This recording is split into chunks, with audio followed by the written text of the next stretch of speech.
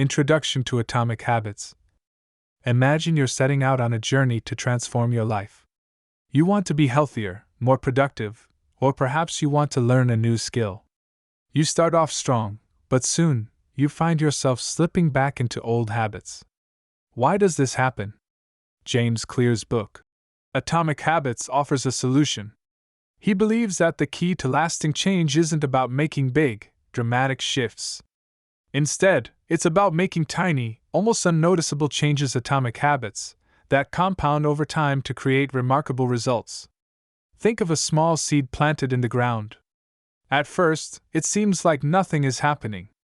But with consistent care and time, it grows into a strong tree.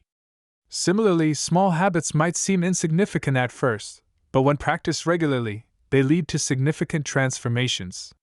James Clear himself faced a major setback in his life after a serious injury. Through small, consistent actions, he was able to recover and thrive. Inspired by his journey and extensive research, he wrote Atomic Habits to help others achieve their goals through the power of tiny changes. In this book, Clear introduces practical strategies to help you build good habits, break bad ones, and master the tiny behaviors that lead to extraordinary outcomes. Whether you want to exercise more, read more books, or simply live a happier life, Atomic Habits provides the blueprint to help you get there. So, let's dive into the key lessons from Atomic Habits and learn how small changes can make a big difference in your life. Part 1. The surprising power of Atomic Habits. Main idea: tiny changes lead to big results over time.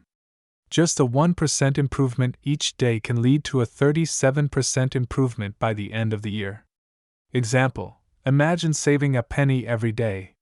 It doesn't seem like much, but over time, it adds up to a significant amount. Part 2. How your habits shape your identity, and vice versa. Main idea: focus on the person you want to become, not just on your goals.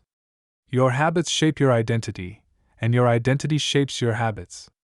Example: instead of saying, "I want to run a marathon," say, "I am a runner." This identity shift helps you adopt running as a natural part of your life. Part 3. How to build better habits in 4 simple steps. This called 4 laws of behavior change. 1. Cue, the trigger that initiates the behavior. 2. Craving, the desire to change. 3. Response, the actual behavior you perform. 4. Reward, the benefit you gain from the behavior. Example: if you want to start reading more, the cue might be seeing a book on your bedside table. The craving is the desire to relax and learn, the response is reading a few pages, and the reward is feeling more knowledgeable. Part 4. The man who didn't look right. Main idea: awareness is the first step to change. You need to recognize your habits before you can change them. Example: keep a habit journal to track what you do each day. This helps you see patterns and identify habits you might want to change. Part 5. The best way to start a new habit. Main idea: use the 2-minute rule. Make your new habits so easy that they take just 2 minutes to do. Example: if you want to start meditating, begin by meditating for just 2 minutes a day. This small start can lead to a more significant habit over time. Part 6. Motivation is overrated. Environment often matters more. Main idea: design your environment to support your new habits. Make the cues of good habits obvious, and the cues of bad habits invisible. Example: if you want to drink more water, keep a water bottle on your desk where you can see it easily. Part 7. The secret to self-control. Main idea: the best way to improve self-control is to avoid temptation altogether. Example: if you tend to eat unhealthy snacks while watching TV, keep those snacks out of your house. Part 8. How to make a habit irresistible. Main idea: use temptation bundling. Pair an action you want to do with an action you need to do. Example: only watch your favorite show while doing household chores. This makes chores more enjoyable and helps you complete them. Part 9. The role of family and friends in shaping your habits. Main idea: surround yourself with people who have the habits you want to have. You tend to adopt the habits of those around you. Example: if you want to start running, join a running group. Being around other runners makes it easier to adopt this habit. Part 10: How to find and fix the causes of your bad habits. Main idea: identify the root causes of your bad habits and replace them with good ones. Example: if you find yourself procrastinating because of distractions, create a dedicated workspace free from those distractions. Part 11: Walk slowly, but never backward. Main idea: focus on getting 1% better every day. Consistency is more important than perfection. Example: if you miss one day of practicing a new habit, don't let it turn into 2 missed days. Get back on track as quickly as possible. Part 12: The Law of Least Effort. Main idea: make your good habits easy to start, and your bad habits difficult. Example: if you want to play guitar more, keep your guitar on a stand in your living room rather than in its case. Part 13: How to stop procrastinating by using the 2-minute rule.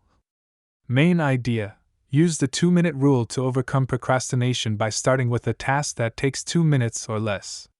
Example: if you need to study, start by just opening your textbook and reading the first page. This small step can help you get started and keep going.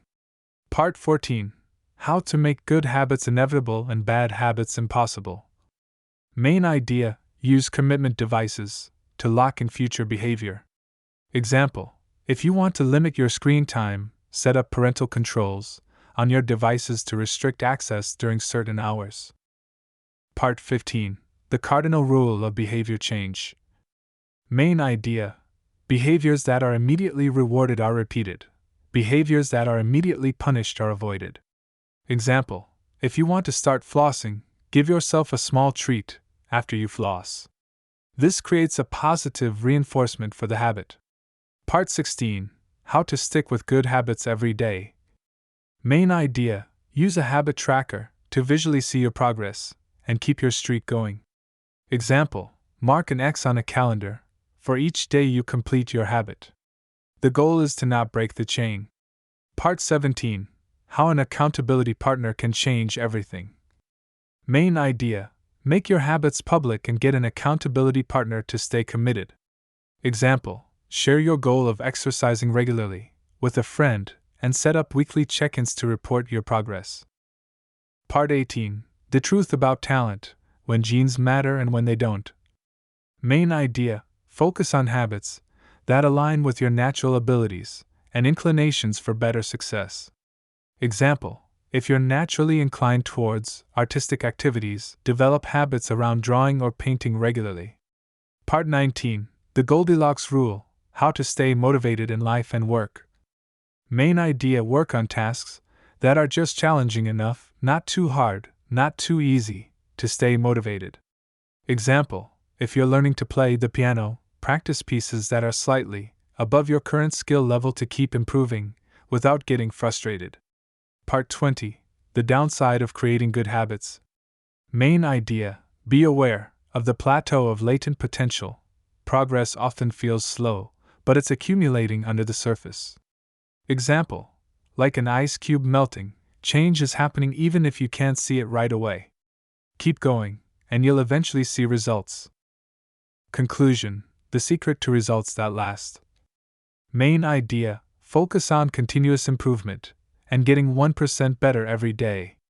Small, consistent actions lead to significant change over time. Example: consider the Japanese concept of Kaizen, or continuous improvement, where small, incremental changes are made regularly to achieve better results. Thank you for listening. Please subscribe for more book summaries like this.